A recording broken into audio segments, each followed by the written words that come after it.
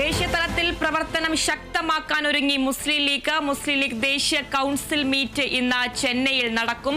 രാജ്യവ്യാപക പ്രചരണ പരിപാടികളും പ്രഖ്യാപിക്കും. വിശദാംശങ്ങളുമായി റിയാസ് KM ചെയ്യുന്നുണ്ട്.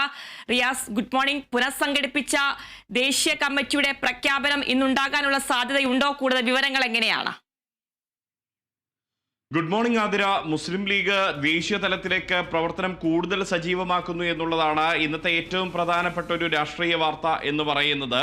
അതിൽ തന്നെ മുസ്ലിം ലീഗ് നിലവിൽ കേരളത്തിലും തമിഴ്നാട്ടിലും ഡൽഹിയിലും ബീഹാറിലും ഒക്കെ വളരെ സജീവമാണ്.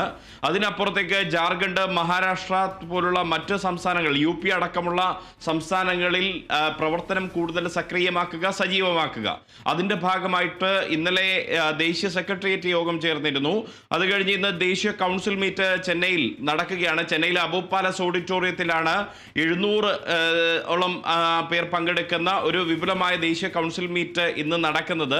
ആ ഒരു കൗൺസിൽ മീറ്റിലായിരിക്കും മുസ്ലിം ലീഗിന്റെ പുതിയ നയപ്രഖ്യാപനം അടക്കമുള്ള കാര്യങ്ങൾ ഉണ്ടാവുക. അതിൽ രാജ്യത്തെ ഭീകര പ്രവർത്തനങ്ങൾക്കെതിരായിട്ടുള്ള ശക്തമായ സന്ദേശം നൽകിക്കൊണ്ടുള്ള പ്രചരണ ക്യാമ്പയിന് തുടക്കം കുറിക്കുന്ന ഒരു പ്രഖ്യാപനം ഉണ്ടാകും. അത് സംബന്ധിച്ച പ്രമേയം പാസ്സാക്കുമെന്നാണ് അറിയുന്നത്.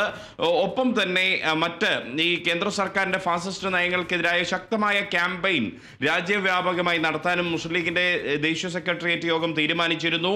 അത് സംബന്ധിച്ച പ്രഖ്യാപനം ഉണ്ടാകും. അതിനേക്കാൾ ഏവരും ശ്രദ്ധിക്കുന്നത് ഇന്ന് മുസ്ലിം ലീഗിന്റെ പുതിയ ദേശീയ കമ്മിറ്റി ഇന്ന് പ്രഖ്യാപിക്കുമെന്നുള്ളതാണ്. KM ഖാദർ മൊയ്തീൻ തന്നെയായിരിക്കും പ്രസിഡന്റ് ആവുക. ഒപ്പം തന്നെ PK കുഞ്ഞാലിക്കുട്ടി തന്നെയാവും ജനറൽ സെക്രട്ടറി ആവുക. PV അബ്ദുൽ വഹാബ് തന്നെയായിരിക്കും ട്രഷററായി തുടരുക. ഓർഗനൈസിംഗ് സെക്രട്ടറിയായി ET മുഹമ്മദ് ബഷീറും തുടരും.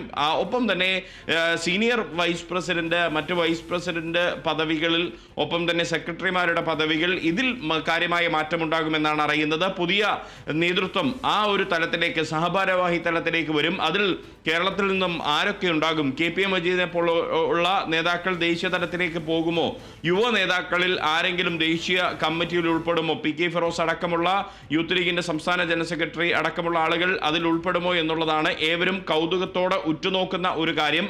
അത് സംബന്ധിച്ച് വ്യക്തത കൈവന്നിട്ടില്ല. ഒരു പ്രാഥമികമായ ഒരു ചർച്ച ഇന്നലെ ഇത് സംബന്ധിച്ച് ലീഗ് നേതൃത്വം നടത്തിയിരുന്നു. ഏറ്റവും പ്രധാനപ്പെട്ട എടുത്തു പറയേണ്ട ഒരു കാര്യം, മുസ്ലിം ലീഗിന്റെ പ്രവർത്തനം ദേശീയ തലത്തിൽ കൂടുതൽ സജീവമാക്കുകയാണ്. ഇപ്പോൾ കേരളത്തിലും തമിഴ്നാട്ടിലും മുസ്ലിം ലീഗിന് MP-മാരും MLA-മാരും ഒക്കെ ഉണ്ട്.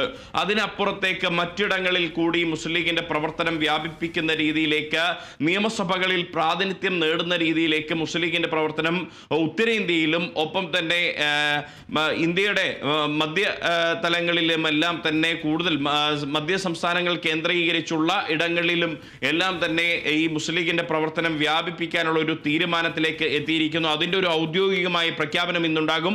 പുതിയ ദേശീയ കമ്മിറ്റി, പുനഃസംഘടിപ്പിച്ച ദേശീയ കമ്മിറ്റിയുടെ പ്രഖ്യാപനവും ഇന്നുണ്ടാകും. ആതിര.